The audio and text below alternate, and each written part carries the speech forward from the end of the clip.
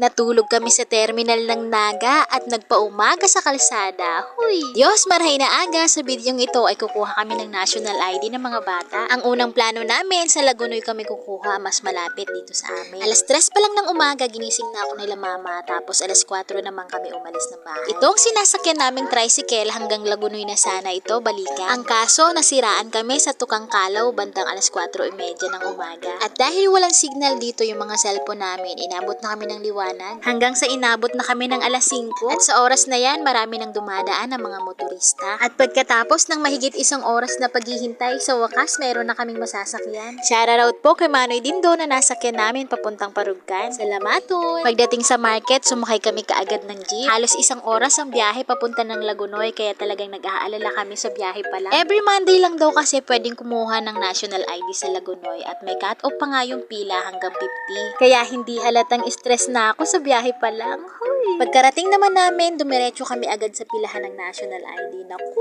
talagang kamot ulo na lang dahil hindi na kami umabot. Huy. First come first serve nga raw yung pila rito every Monday. Pero ang sabi, kapag natapos nila ng maaga yung 50 na yon, magpapakuha pa sila ng national ID hanggang alas 5. Kaya naghintay pa kami ng konti, baka sakali ba. Alas 9 ng umaga, nagutom na kami ng pamangkin ko, kaya pinahawa ko muna si Yang Yang kay mama. Halos karamihan nga rito may mga dalang bata. Shoutout nga sa mga Baligyano na nakapila rin dito sa araw na to. Maya-maya, hindi na gumagalaw yung pila, nagka-system error pala. Gumastos na rin naman kami ng pamasahe, dumiretso na kami sa Naga. Pagdating namin sa Naga, may system error din pala. Alas 3 ng hapon, naging okay ang system. Hindi rin kami inabot dahil hanggang alas 5 lang talaga. Bago pa man din kami makarating sa Naga, inaasahan na talaga namin na hindi kami aabot sa pila. At balak namin dito magpaumaga para mauna kami sa pila. At dito na kami nagpalipas ng gabi sa terminal kung saan may malapit na CR at may masisilungan. Pagsapit naman ng alauna ng madaling araw, ginising ko na si mama. Sabi ko pipila na ako. Pero sabi ni mama sasabay na raw sila. Kaya ayun, dito na kami sa kalsada nagpaumaga kung saan yung pila. Akala nga namin nauna na kami sa pila pero pang 77 pala kami dahil mayroong tagalista. Sumilong lang pala yung mga naunang pumila dahil umulan kanina. Mabuti na nga lang at mayroong tagalista dahil pagsikat ng araw nagkagulo na yung pila. Sa dami ng nakapila, gitgita na at maraming sumisingit. At pagkatapos ng halos 2